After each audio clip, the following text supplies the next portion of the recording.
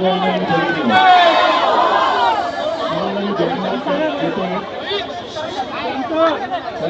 महाराष्ट्रामध्ये जिवंत मन आहेत याचं दर्शन आपण घडवलेलं आहात. म्हणजे मोकाट सरकार आपल्या महाराष्ट्रावरती राज्य करते, घटना पाहिजे सरकार राज्य करते. खरंच मला या सरकारची कीव येते की त्यांनी नराधमांच्या विरुद्ध उभारण्याच्या ऐवजी नराधमावरती पांघरुण लावण्याचं काम करतात. दुष्कृत्य झाल्यानंतर सरकारने खणखणीत बाजू घेण्यासाठी भूमिका घ्यायला पाहिजे होती. पण ज्या वेळेला सर्व दारं बंद होतात तेव्हा जनतेला रस्त्यावरती उतरण्याखेरी दुसरा पर्याय नसतो. आज आपण महाराष्ट्र बंदचा केला होता. या सरकारमध्ये हिंमत नाहीये. आजचा महाराष्ट्र बंद हा कडकडीत झाला असता आणि याची जाणीव सरकारला झाल्यानंतर एक तर संकटाचा सामना करण्याची यांची हिंमत नाही, संकटाचा बंदोबस्त करण्यामध्ये यांच्यामध्ये काही ताकद नाही. असं हे निर्डावलेलं सरकार हे आपल्या राज्यावरती महाराष्ट्रावरती राज्य करते. आणि याला जेव्हा अंदाज आला की हा महाराष्ट्र बंद कडकडीत होणार, तो होणारच,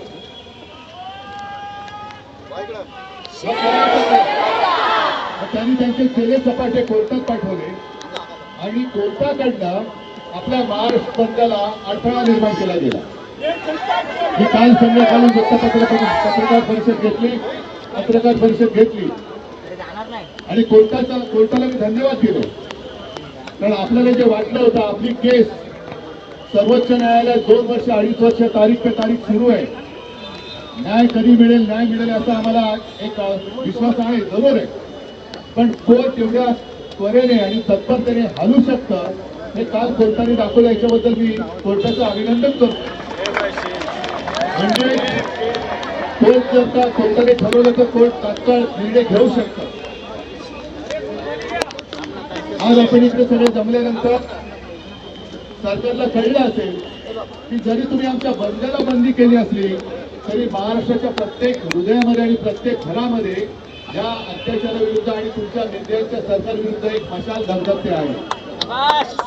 तुम्ही आमच्या बंदला बंद केलं, कशासाठी बंद केला होता?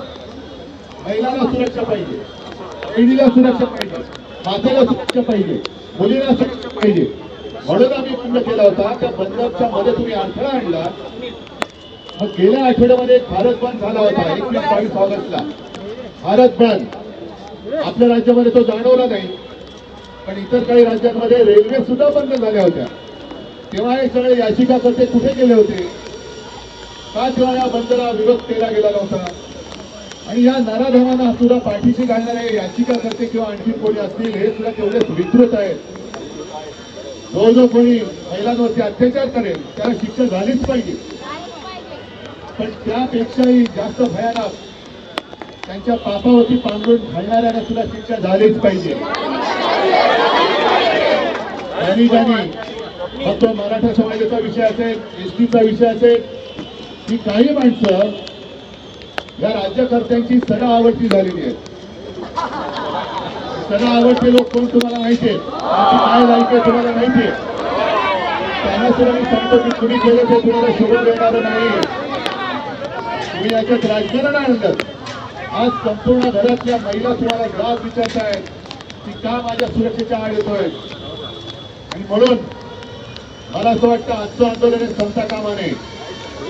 जसं आज आपण इकडे आलो, भर पावसात सुद्धा आलो, तोंडाला काळ्या पट्ट्यामधून हातात काळे झेंडे घेऊन याचा निषेध केलेला आहे.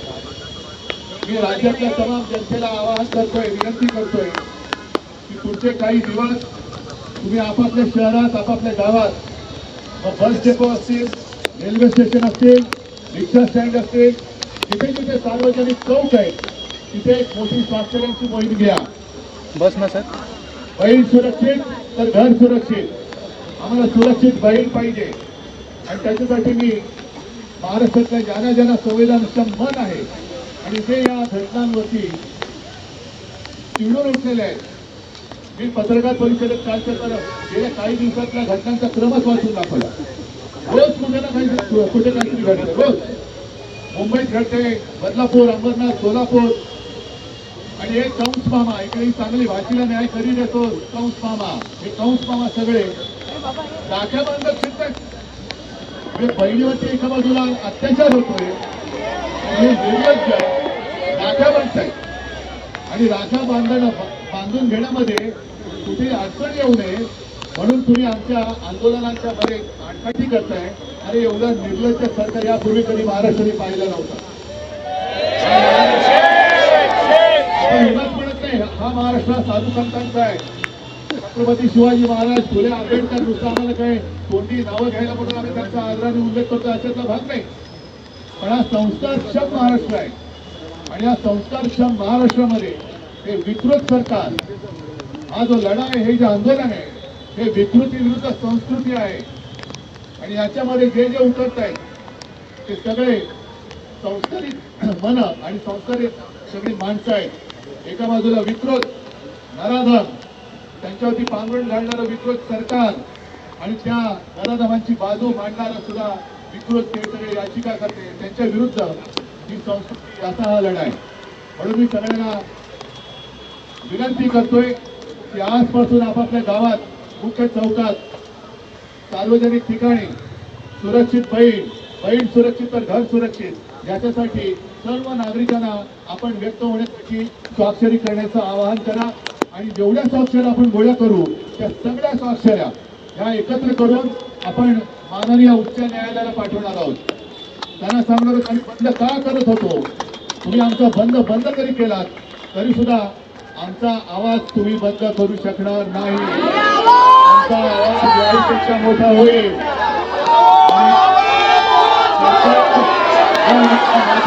रक्षण करायला समजलं असेल, सरकार जर अत्याचारांचा पाठीशी घालणार असेल तर आम्ही शिवसैनिक या माता भगिनीचे पुत्र आणि बांधव म्हणून आमच्या माता भगिनीचं रक्षण करायला आम्ही समर्थ आहोत.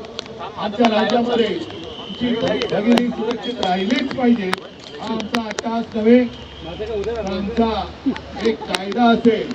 आणि म्हणूनच जो शक्ती कायदा आपण केला होता, राष्ट्रपतींकडे तो पाठवला गेलाय. राष्ट्रपती सुद्धा महिला आहेत, त्यांना सुद्धा मी जाहीर आवाहन करतोय की महामहिम राष्ट्रपतीजी, आपल्या दप्तरामध्ये, आपल्या कार्यालयात गेले 1-2 वर्ष माता भगिनींचं रक्षण करणारा शक्ती कायदा हा धुळखात पडलाय. आपण कृपा करावी, त्या कायद्यावरची धूळ झटकावी आणि या सरकारला सुद्धा थोडंसं झटकवा आणि तो कायदा लवकरात लवकर महाराष्ट्रामध्ये अंमलात आणा अशी जाहीर विनंती मी आज राष्ट्रपतींना करतोय, इथल्या सरकारला करतोय. आपल्या सगळ्यांना धन्यवाद देतो. पण परत एकदा सांगतो, आता जी जाग आले ही जाग जाऊ देऊ नका.